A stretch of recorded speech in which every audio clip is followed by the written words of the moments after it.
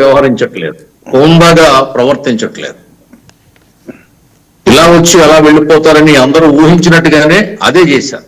పత్రికల్లో ఊహించే, మీడియా ఊహించింది, మాలాంటి అందరూ కూడా ఊహించారు. ఆయన వస్తాడు కానీ ఉండడు, మాట్లాడడు, అక్కడ సభలో ఆయన వాణ్ణి వినిపించడం అనుకున్నాం. అట్లానే గతంలో ఏ మాదిరిగా చేశారో ఇప్పుడు కూడా అదే మాదిరిగా చేసి 11-11-11 ప్యాకప్ అని చెప్పి వెళ్ళిపోయారు. ఇది ప్రజాస్వామ్యానికి విరుద్ధం, రాష్ట్రానికి కూడా మంచిది కాదు. ఆయన పాత్ర ఆయన అసెంబ్లీలో నిర్వహించకపోవడం బాధాకరం.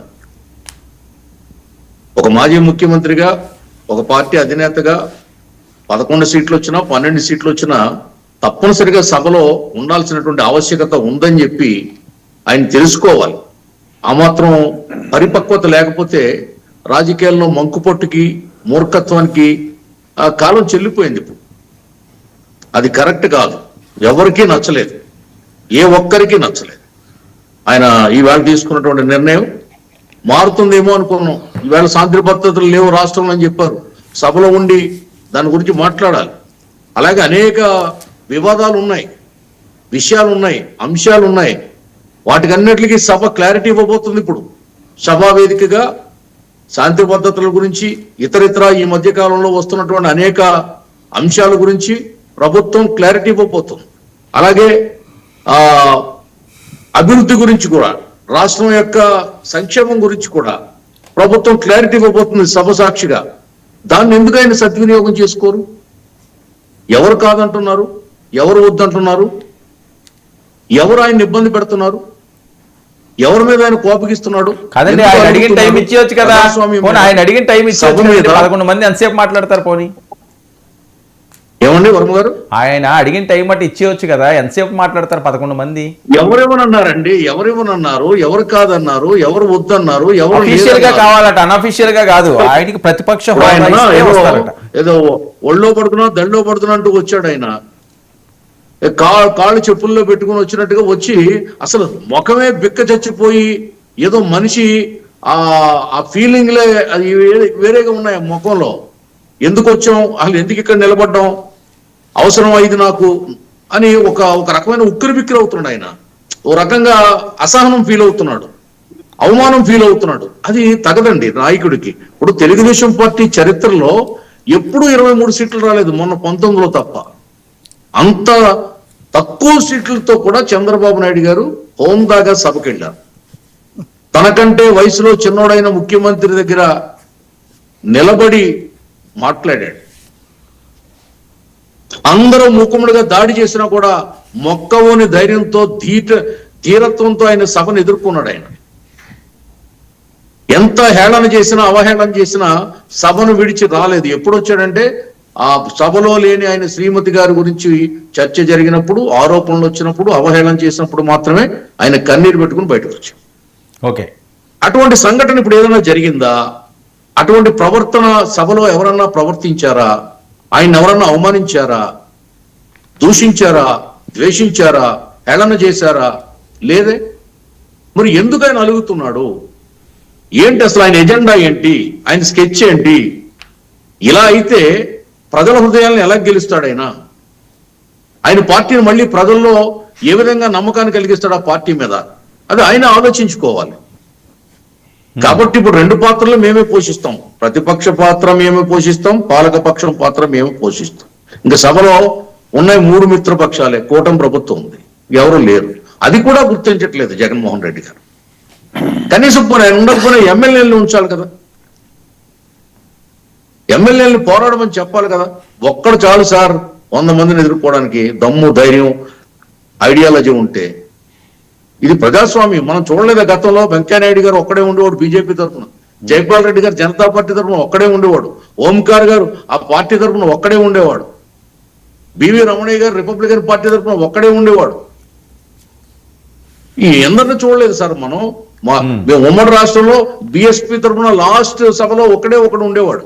ఓకే, సరే. వాళ్ళకున్న ధైర్యం, వాళ్ళకున్న స్థైర్యం ఈయనకి ఎందుకు లేదు? మొక్క గారు, ఆయన చెప్పేది ఏంటంటే మీరు ప్రతిపక్ష హోదా నాకు ఇవ్వకపోతే ప్రజాక్షేత్రంలో మీ అంతు చూస్తానంటున్నాడు. మాట వినిపించలేదండి వరం గారు, ఏదో డిస్టర్బెన్స్ వస్తుంది. మీరు ప్రతిపక్ష హోదా కానీ ఇవ్వకపోతే ప్రజాక్షేత్రంలో మీ అంతు చూస్తారట.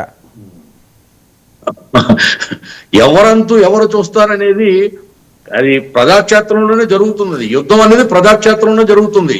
ఇక్కడ నెత్తురు చుక్క కారకుండా యుద్ధం చేసే ప్రక్రియని ప్రజాస్వామ్యం తెచ్చింది, రాజ్యాంగం ఇచ్చింది. ఆ ప్రజాక్షేత్రంలో ఓటు క్షేత్రంలో ఓటు యుద్ధంలో ఎవరు గెలుస్తారనేది ఇంకా 3 ఏళ్ళు ఉంది. ఓకే, ఈలోగా రాష్ట్రంలో శాంతి భద్రతలు లేవని చెప్పేది ఈయనే కదా. రాష్ట్రం ఏదో దిగజారిపోయింది పరిపాలనా పరంగా, ఇక్కడ పరిపాలన బాగోలేదు, రాష్ట్రపతి పాలన పెట్టాలి, రకరకాల పిల్లర్స్ అన్ని తీసుకొచ్చి డిమాండ్స్ అన్ని తీసుకొచ్చి వాదనలు వినిపించేది వీళ్లే కదా. తిరుపతి లడ్డు వ్యవహారం ఉంది, దాని గురించి సభలో మాట్లాడాలి కదా ఆయన. ఎందుకు మాట్లాడరు? అంత అంత అంత పెద్ద విషయాన్ని సభలో మాట్లాడకుండా ఎందుకు వెళ్ళిపోయారు ఆయన? ఓకే, అంత పెద్ద రాద్ధాంతం జరుగుతుంది కదా బయట మీడియాలో, సోషల్ మీడియాలో. ఎందుకు వెళ్ళిపోయింది? ఉపయోగించుకోవట్లేదు. దానికి రీజన్ అడుగుతున్నాం మేము. ఆనంద్ సార్ గారు, ఏంటి అంబటి రాంబాబు గారి మీద కక్షాదింపు చేస్తున్నారా కూటమి ప్రభుత్వం? ఇది చాలా మంది మాట్లాడుతున్న మాట. ఎందుకంటే ఇలా బెయిల్ వచ్చిన వెంటనే ఇంకో పీటీ వారెంట్ అంటున్నారు, ఇలా బెయిల్ వచ్చిన వెంటనే ఇంకో పీటీ వారెంట్ అంటున్నారు. వాళ్ళు ఏదో హ్యాపీగా సంబరాలు చేసుకుంటున్నారు, స్వీట్లు పంచి పెట్టుకుంటున్నారు. అదిగో గాజా వెంకటేశ్వరరావు గారు ఇప్పుడు 23లో వేసారట, అది ఇప్పుడు మళ్ళీ బయటికి తీసి రేపు మళ్ళీ పీటీ వారెంట్ ఇచ్చి సంతేటిపల్లి కోర్టుకి హాజరుపరచబోతున్నారు అని ఇప్పుడు వరకు ఉన్న సమాచారం. మరి ఏం జరుగుతుందో రేపు చూడాలి. సార్, కక్షలు సాధించింది, కక్షలతో కార్పణ్యాలతో కాలం వెళ్లబుచ్చింది, ప్రభుత్వాన్ని నడిపింది, అపఖ్యాతి పోలైంది వైసీపీ. అందుకే 11 సీట్లతో ఈవేళ ప్రతిపక్ష హోదా లేకుండా పోయింది. మేము వాళ్ళని అనుసరించాల్సినటువంటి అవసరం అగత్యం మాకు లేదు. అనుభవశాలి అయినటువంటి ముఖ్యమంత్రి మాకున్నారు. ఆయనకంటూ ఒక బ్రాండ్ ఉంది, ఒక ట్రేడ్ మార్క్ ఉంది, ఆయనకంటూ ఒక పరిపాలనా విధానం ఉంది, దాంతో ముందుకెళ్తాం. మీకు తెలియదేముంది? ఒక వ్యక్తిని పోలీసులు అరెస్ట్ చేసిన తర్వాత కోర్టులో హాజరుపరిచే ముందు అతనికి ముందు వెనక పాత కొత్త కేసులు ఏమున్నాయని చూస్తారు. అది రివాజు, అది లీగల్ గా అది జరగాల్సినటువంటి అవసరం. ఆ విధంగా చూసినప్పుడు ఈయన మీద పెండింగ్ కేసులు అన్ని కూడా ఆటోమేటిక్ గా వన్స్ కోర్టుకి వెళ్ళేటప్పుడు అవన్నీ లిస్ట్ అవుట్ చేస్తారు. ఓకే, అవన్నీ కోర్టుకి తెలియజేయాల్సిన ఆవశ్యకత పోలీస్ మీద ఉంది. చేయకపోతే తప్పు, వాళ్ళు పనిష్ అవుతారు, వాళ్ళు సస్పెండ్ అవుతారు. ఆనంద్ సార్ గారు, కాదు కానీ సింపుల్ గా స్ట్రైట్ గా క్వశ్చన్ ఏంటి, మీ ప్రాంతంలో ఏమైనా కాపు సామాజిక వర్గం మీద కోట మీద కక్ష కట్టిందో లేదా ఇంకోటను ఇలాంటిది ఏమైనా డ్రైవ్ అవుతుందా? ఎందుకంటే అంబటి గారి మీద విపరీతమైన సానుభూతి వస్తుంది, కాపులనే టార్గెట్ చేశారు, టీడీపీ అని మాట్లాడుతున్నారు. మీ ప్రాంతంలో వాళ్ళు ఎక్కువ కదా, ఏంటి అక్కడ సిచ్యువేషన్? అస్సలు 1% కూడా ఆ ఆలోచన గాని అది గాని ఎక్కడ రాలేదు మా ఉభయ గోదావరి ఉమ్మడి జిల్లాల్లో.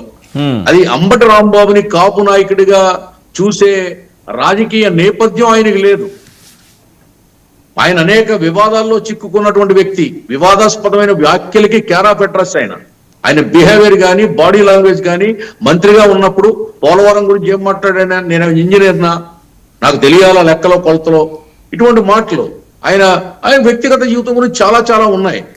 అవన్నీ ఆయన్ని కాపు సామాజిక వర్గం, కాపు సమాజం ఆయన్ని తమ నాయకుడిగా ఎన్నడూ భావించలేదు. ఆ సత్తెనపల్లికి ఆయన ఏదో ఎమ్మెల్యే అయ్యాడు అంతే, తర్వాత మంత్రి అయ్యాడు, అంతవరకే.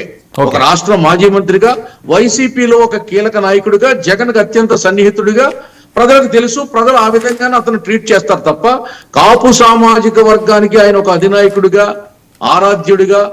ఇక్కడ ఈ ఉభయ గోదావరి జిల్లాలో కాపు సామాజిక వర్గం ఎక్కువగా ఉన్నటువంటి ఏరియాల్లో 1% కూడా లేదు లేదు లేదు. ఇది వాస్తవం. ఓకే, ఆ ట్రేడ్ ఎవరికి ఉందంటే గతంలో ముద్రగడ పద్మనాభం గారికి ఉండేది. అది ఇప్పుడు మరి ఆయన కూడా దాన్ని రెడ్డిగా పేరు మార్చుకుని, పద్మనాభ రెడ్డిగా మార్చుకుని దాన్ని ఆయనే నీళ్లు వదిలేసుకున్నాడు, చేతులు కడిగేసుకున్నాడు, గంగలో కలిపేసుకున్నాడు. ఎవరేం చేస్తారు? కాబట్టి కాపులకంటూ ఈవేళ ఒక పార్టీ ఉంది, కాపులకంటూ ఒక నాయకుడు ఉన్నాడు.